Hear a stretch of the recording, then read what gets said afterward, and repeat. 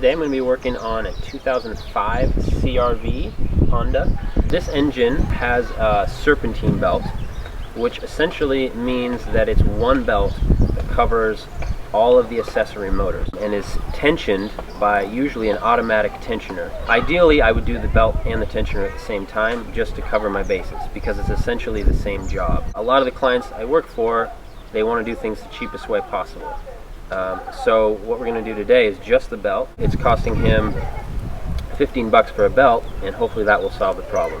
Otherwise, he's got to shell out probably another 60 bucks for the automatic tensioner, and hopefully we can save him that. I'm going to start by removing the power steering pump reservoir. Put a clip on the side. Give me some leeway in here. So this is the Serpentine belt running over your power steering pump. The tensioner, it's hard to see, is this unit right here is spring loaded and operates the pulley, which is right here. It's the shiny thing, and that's what's applying pressure on the belt, and I've got to relieve that pressure a little bit in order to slip the belt off. To release the tension on the belt, I need to get a wrench on the bolt that's on that tensioner, and I need to pull it in the direction that it's going to release the belt tension. And I'm not strong enough to get enough leverage on a little short wrench, so I'm going to need something to push on the wrench.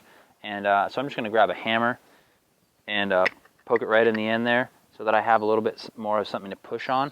I use it because it's wood, and I figure it won't slip off the end of the wrench as much as a metal thing would.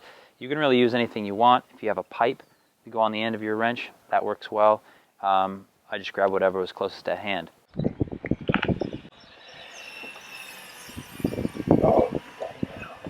So now the old belt is free. I'm not going to undo any of the hoses, so no fluid should leak out.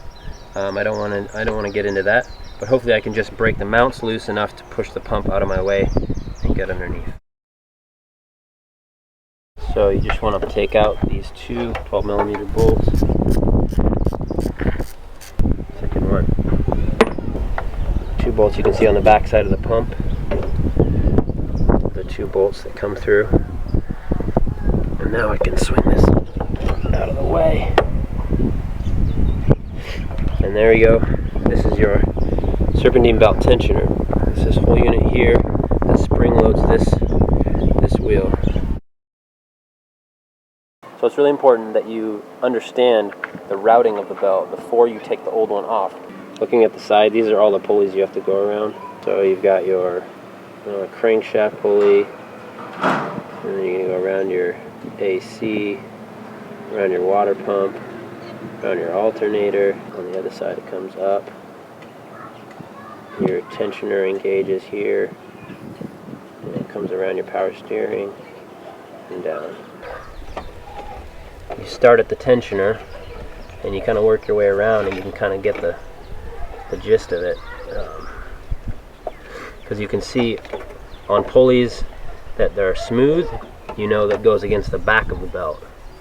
And then pulleys like this on the alternator that have the grooves, you know that goes against the grooved surface. So you can kind of get a feel for which goes where.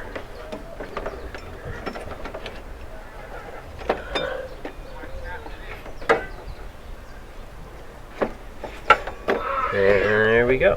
Now we'll take a look at it. If they're really bad, they'll be missing sections of the groove. They'll be chipped out, or there'll be cracks running crossways. This one's not terrible. I can see the beginning of cracks starting to form. The back side of this is actually what I'm concerned about. You can see there's cracking. The edges are starting to fray. I start by dropping the belt down, trying to get them around these bottom two big ones as my start. Now I can fish it in to that water pump. I'm going to try to stuff this down and get it around the bottom. So you can use like a long screwdriver or something to help you get it in, but be really careful not to pry too hard, and because if you break one of those ridges or put a big ding in it, you're ruining the belt. You've got to be really gentle with it. There we go. So you want to get the belt fully in the center of every pulley. If it's up over the edge, that's going to make the belt tighter overall. You're not going to be able to fit it. Put it around the tensioner. Okay, so what I'm going to do is I'm just going to loop something inside my belt just so that I don't lose my place and it falls off my pulleys.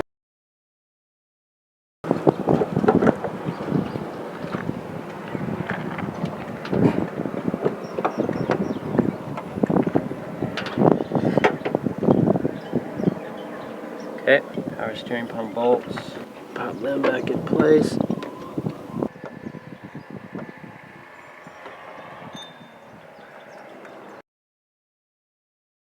I've got my 2 power steering pump bolts tightened down. So now all I have to do is get this belt over the power steering pump pulley. 14 mil back on the bolt of the tensioner. So fortunately, I found this sweet pipe to slip over the end of my wrench, and I think it'll work better than my hammer. And now I'm gonna pry that tensioner back.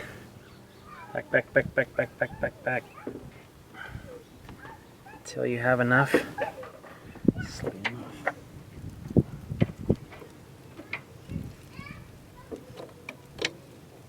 That was easy. Again, most mechanics are going to say, for the sake of saving time and therefore money if you're paying a mechanic, you're going to do the tensioner at the same time you do the belt. If you're on a budget, just buy the belt first, try that. If it doesn't fix the squealing, move on to the tensioner. So I took it for a test drive, and the sound is gone, so I think this guy got away with just replacing his belt and did the trick.